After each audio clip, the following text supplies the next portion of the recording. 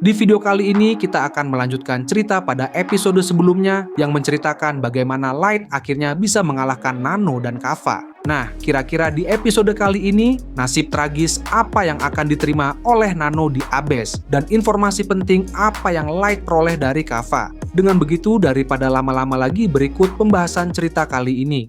Singkat cerita, saat ini di ruang latihan Dungeon Abyss, Nano yang sebelumnya pingsan kini mulai siuman. Ia terlihat kebingungan mengapa dirinya berada di tempat lain. Namun begitu melihat Light berdiri di hadapannya, kemarahannya langsung meledak. Mengingat pedang legendaris yang ia buat dengan susah payah telah dihancurkan oleh Light. Light tidak mengerti mengapa Nano justru mengocehkan hal-hal tidak masuk akal begitu terbangun. Alih-alih mengkhawatirkan kondisinya sendiri, Nano justru lebih peduli pada pedangnya. Light pun mengatakan bahwa tidak sepantasnya pedang terkutuk rendahan disamakan dengan senjata legendaris. Nano menyuruh Light untuk diam, karena menurutnya manusia sampah seperti Light tidak akan pernah mengerti. Baginya, bahkan nyawa Light sendiri tidak sebanding dengan senjata terkutuk tersebut. Light pun berpikir bahwa ia tidak ingin Nano mati dengan mudah. Karena itu, saat Nano pingsan sebelumnya, ia telah menggunakan kartu Triple Super Rare Exorcism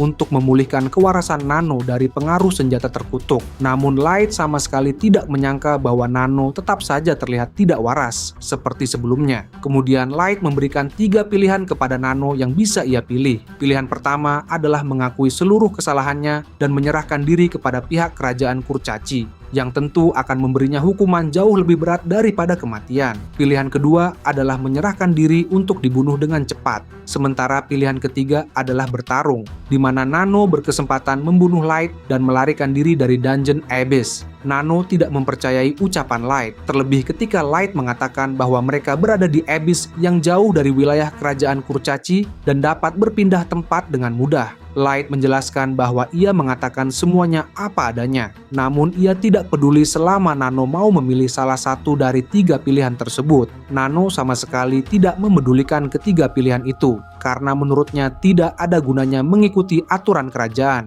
dan ia pun tidak pernah merasa telah melakukan kejahatan apapun. Light tidak habis pikir mendengar ucapan Nano, mengingat Nano telah mengorbankan banyak manusia tidak bersalah demi menciptakan senjata terkutuk yang dilarang, sekaligus membunuh begitu banyak orang. Nano mengakui bahwa dirinya memang membunuh di wilayah kerajaan, tetapi ia sama sekali tidak merasa bersalah ketika mengorbankan manusia yang dianggapnya rendahan. Baginya, manusia memang sudah sepantasnya dijadikan bahan untuk menciptakan senjata legendarisnya. Selain itu, Perjanjian 9 hanya melarang senjata terkutuk, bukan senjata legendaris, sehingga menurut Nano tidak ada alasan dirinya ditangkap. Merasa percakapan itu sudah tidak ada gunanya, Light pun meminta Nano segera menentukan pilihan. Nano dengan tegas mengatakan bahwa ia memilih pilihan ketiga, yaitu membunuh Light dan keluar dari Abyss. Ia menegaskan bahwa ia akan menghabisi Light dengan tangannya sendiri. Light tidak mengerti mengapa Nano begitu berani mengambil pilihan tersebut, mengingat saat di permukaan saja Nano bahkan tidak mampu menyentuhnya. Karena Nano memilih bertarung,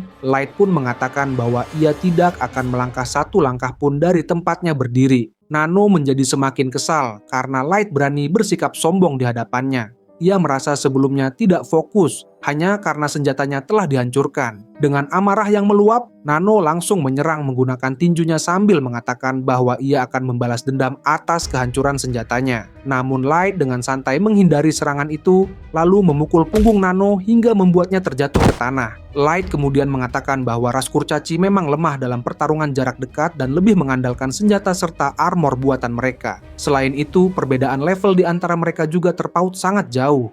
Nano kembali bangkit dan terus menyerang, tetapi seluruh serangannya tetap dengan mudah digagalkan hingga ia terjatuh berulang kali. Nano pun menganggap Light hanya diuntungkan karena menggunakan item sihir. Namun Light membalas dengan mengatakan bahwa saat di permukaan ia memang menggunakan item, tetapi sekarang semua itu telah dilepas dan ia hanya mengenakan pakaian biasa. Semua yang terjadi saat ini murni berasal dari kekuatannya sendiri. Sementara itu, Nano yang merasa diremehkan langsung menerjang ke arah Light dengan niat mematahkan lehernya. Menurut Light, sekali lagi Nano bertindak ceroboh dengan menyerang secara frontal. Namun sambil tersenyum, Nano tiba-tiba melemparkan mantelnya untuk menghalangi pandangan Light. Tentu saja Light menyadari hal itu, tetapi baginya tindakan tersebut tetap tidak akan berguna. Setelah itu, Nano mengeluarkan sebuah pisau dan langsung menikam dada Light. Pada saat itu, Nano tertawa keras, menganggap bahwa Light tetaplah manusia biasa yang bisa dibunuh. Lagi pula, Nano tidak hanya menciptakan pedang teror, tetapi juga berhasil membuat pisau kelas artefak. Ia merasa heran mengapa Light tidak menyadari keberadaan senjata itu, dan seharusnya sudah memeriksanya ketika dirinya masih pingsan. Nano terus menghina Light sebagai manusia rendahan. Namun sebaliknya, Light justru tertawa,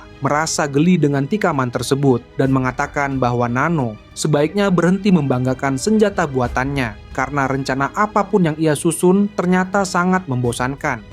Nano mulai bingung mengapa serangannya sama sekali tidak melukai Light, padahal pisau yang digunakannya adalah senjata kelas artefak. Nano pun bertanya apakah Light menggunakan item sihir untuk menahan serangan itu. Light menjawab bahwa seperti yang sudah ia katakan sebelumnya, ia tidak menggunakan bantuan apapun. Semua itu terjadi karena levelnya sudah terlalu tinggi, dan saat ini ia berada di level 9999. Nano tidak mempercayai perkataan tersebut dan menganggap Light hanya berbicara omong kosong. Kemudian Light memegang tangan Nano dan mengatakan bahwa jika dirinya memang berbohong, seharusnya pisau artefak itu bisa melukainya.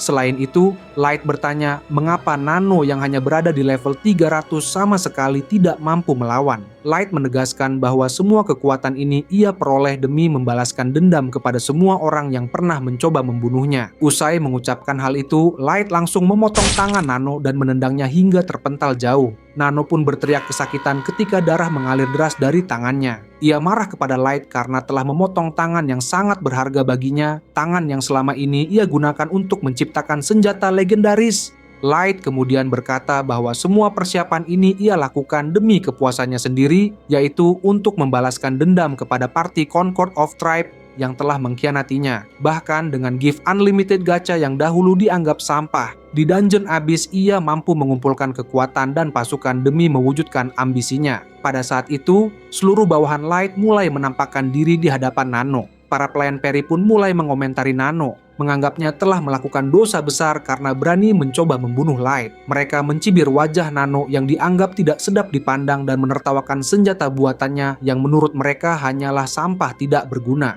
Nano kebingungan melihat kemunculan para bawahan Light karena sebelumnya ia sama sekali tidak menyadari keberadaan mereka. Kemudian Light berkata bahwa bukan hanya mereka yang menganggap Nano tidak berguna dan tidak becus. Bahkan Dagan, raja kerajaan Kurcaci, memiliki penilaian yang sama bahwa senjata buatan Nano hanyalah sampah belaka. Nano bahkan tidak mampu menahan kutukan dari senjatanya sendiri, sehingga justru mempermalukan ras Kurcaci karena kebodohannya yang tidak ia sadari sejak awal. Selain itu, karena telah membunuh banyak orang, pihak kerajaan Kurcaci sudah mengeluarkan surat hukuman mati untuk Nano. Bukti berupa dokumen tersebut sudah cukup menjadi dasar penghakiman, sekaligus menyerahkan keputusan akhir mengenai hukuman Nano kepada Light. Namun, apapun hasilnya, sejak awal Nano memang sudah diputuskan akan berakhir di Abyss. Kemudian Light bertanya kepada Nano apakah masih ada informasi penting lain selain cara pembuatan senjata terkutuk dan jalur mendapatkan budak dari Kava. Nano menjawab bahwa ia tidak mengetahui apapun tentang Kava, selain fakta bahwa Kava hanyalah seorang pedagang yang tamak akan uang.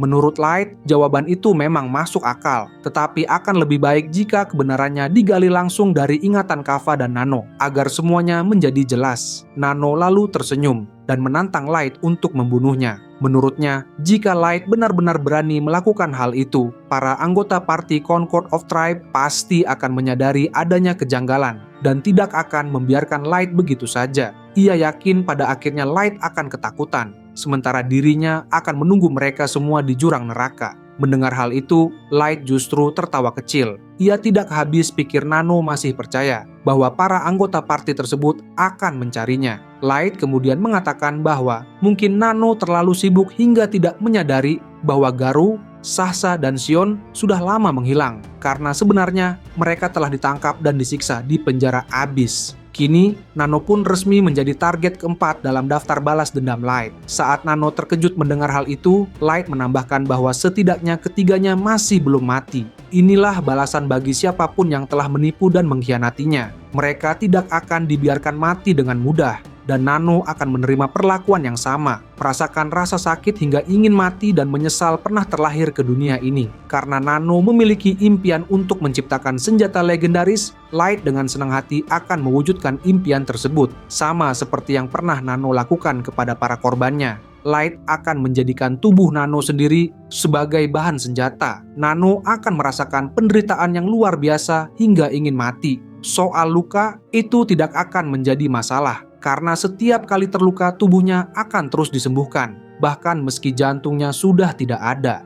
Light memiliki banyak kartu penyembuhan, serta bawahan yang ahli dalam bidang medis dan operasi. Dengan persiapan itu, Nano tidak akan mati dan tidak akan kehilangan akal sehat, sehingga ia dapat merasakan keputusasaan tanpa akhir. Kemudian Light memerintahkan para bawahannya yang berjumlah banyak dan berpenampilan mengerikan untuk bersiap mengoperasi Nano dengan cara yang kejam. Saat itu Nano mulai ketakutan dan berteriak bahwa Light tidak memiliki hati maupun belas kasihan. Light pun menjawab bahwa tidak ada belas kasihan bagi orang seperti Nano yang tidak pernah menunjukkan belas kasih kepada para korbannya. Oleh karena itu, sudah sepantasnya Nano menderita hingga akhir hayatnya di penjara abis. Ketika para bawahan Light mulai menyeret Nano ke meja operasi, Nano berteriak histeris dan bersikeras bahwa dirinya tidak bersalah, sambil memohon agar dilepaskan supaya ia bisa menciptakan senjata legendaris. Light lalu mendekat dan memberitahu bahwa justru Nano sendirilah yang akan menjadi senjata legendaris itu. Dan setidaknya masih ada satu tangan yang perlu dibawa Nano agar membantunya dalam membuat pedang.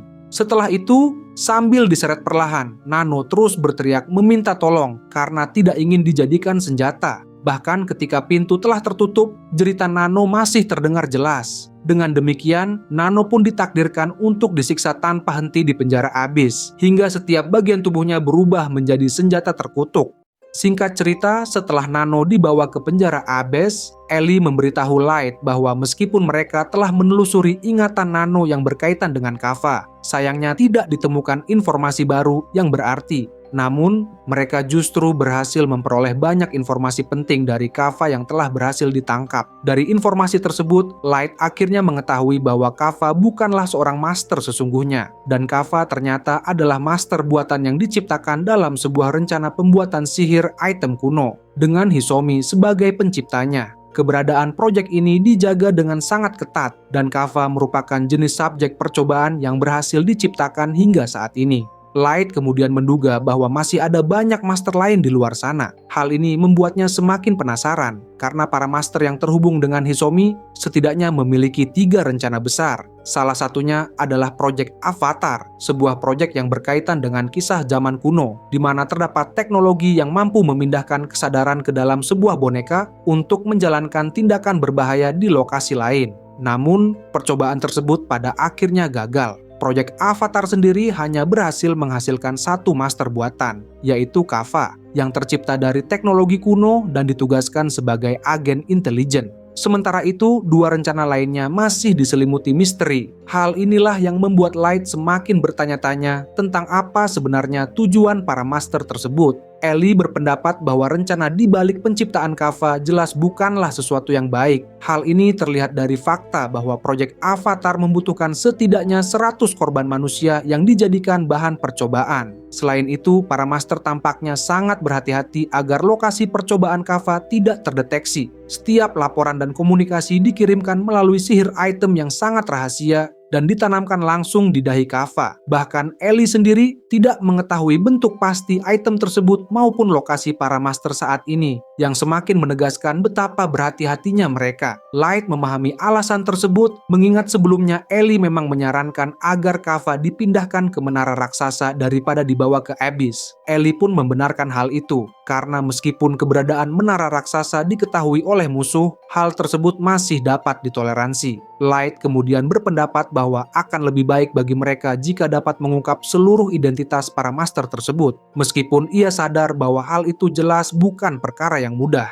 Ellie kemudian menambahkan bahwa ia sebenarnya telah memeriksa ingatan Kava yang berkaitan dengan sosok bernama She. Namun, karena ingatan Kava bercampur dengan ingatan banyak manusia yang membentuk tubuhnya, kemungkinan besar mereka tidak akan mendapatkan informasi yang benar-benar akurat. Karena hal itu, Ellie pun meminta maaf atas ketidakmampuannya mengumpulkan informasi lebih lanjut dan menyesal jika hal tersebut membuat Light merasa kecewa. Namun, Light menenangkan Ellie dan memintanya untuk tidak perlu meminta maaf. Menurutnya, akan jauh lebih baik jika mereka fokus menyusun dan memilah informasi yang benar-benar penting. Meski begitu, masih banyak pertanyaan yang mengganjal di benak Light. Seperti apa sebenarnya She itu? Siapa bawahan-bawahan She? Dan mengapa para master tampaknya sedang menyelidiki makhluk yang mereka sebut She? Selain itu, Kava diketahui memiliki master bernama Hisomi, tetapi dari segi kekuatan dan kemampuannya masih belum diketahui. Lalu, siapa master lainnya? Dan dua rencana besar apa yang sebenarnya sedang mereka siapkan? Semua pertanyaan tersebut hingga kini masih menjadi misteri besar bagi Light. Untuk sementara waktu, tidak ada lagi informasi tambahan yang bisa mereka peroleh dari Kava. Oleh karena itu, Light menilai bahwa sudah sepantasnya Kava menerima keputusasaan yang jauh lebih mengerikan dibandingkan apa yang telah ia perbuat kepada para korbannya.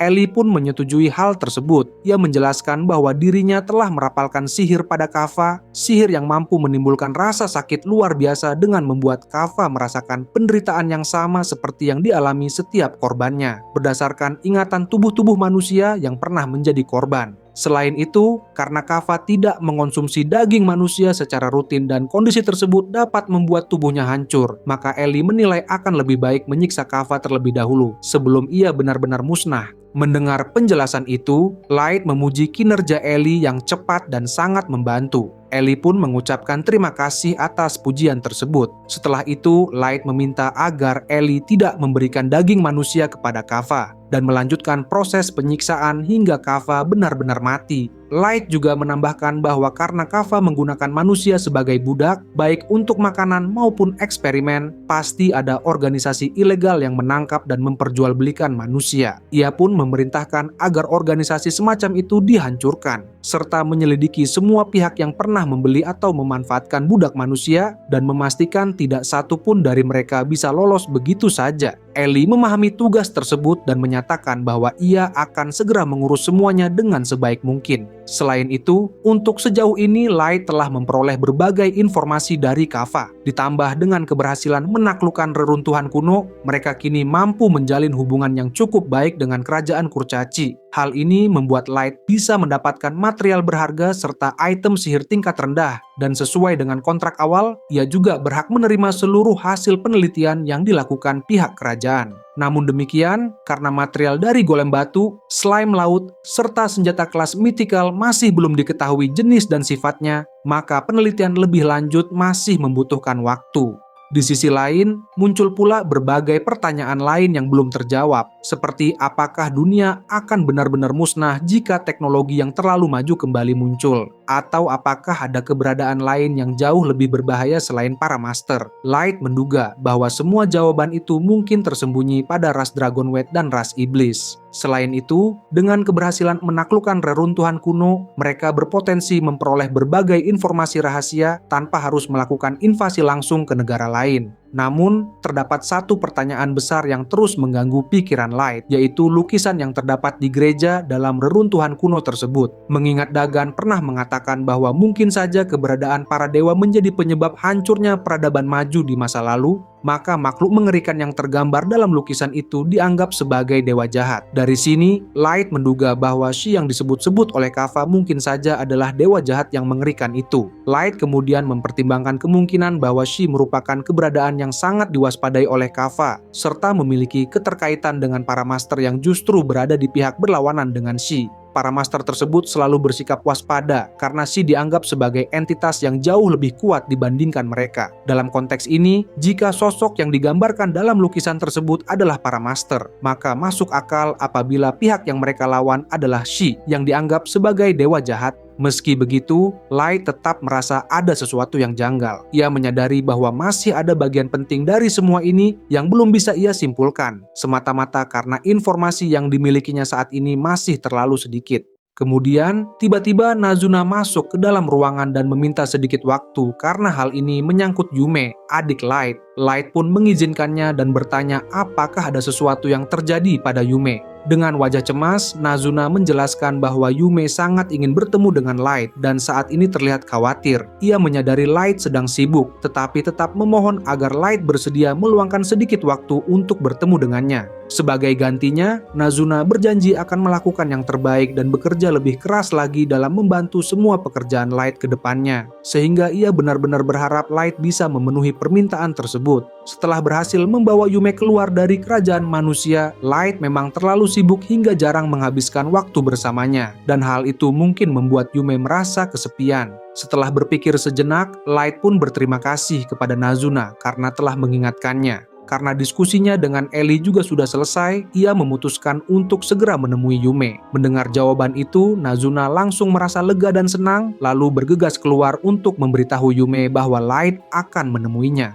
Melihat Nazuna pergi dengan terburu-buru, Ellie sempat merasa jengkel. Namun Light mengatakan bahwa semua yang dilakukan Nazuna semata-mata karena memikirkan perasaan Yume, sehingga sikapnya sebaiknya dimaklumi. Ellie memahami hal tersebut, meskipun menurutnya Nazuna tetap perlu diajari sopan santun, terutama saat berada di hadapan Light. Sambil tersenyum, Light kemudian meminta Ellie untuk mengajak yang lain, sehingga akan lebih baik jika mereka beristirahat sejenak dan menikmati waktu bersama sambil minum teh. Ellie mengerti dan menyetujui usulan itu, meski ia menegaskan bahwa setelah acara minum teh selesai, ia tetap akan mengajari Nazuna soal sopan santun dan tidak akan membiarkannya kabur. Setelah itu, mereka pun akhirnya mengadakan acara minum teh bersama. Light duduk bersama Yume dan ditemani Mei, sementara Anelia tampak mencoba menghampiri mereka. Di sisi lain, Ellie terlihat menasihati Nazuna, sedangkan Aoyuki mengamati dari atas punggung Fenrir. Mera dan Ice Heat mengobrol seperti biasa, sementara Jack, Gold, dan Alf sebagai sesama pria menikmati bir bersama. Di dekat mereka, Nemumu hanya diam mengamati, sama seperti Suzu yang memperhatikan Light dari kejauhan. Banyak pelayan peri pun ikut berkumpul, menjadikan acara minum teh bersama ini terasa hangat dan meriah.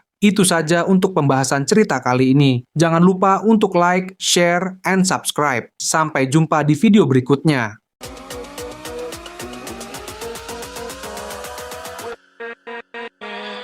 With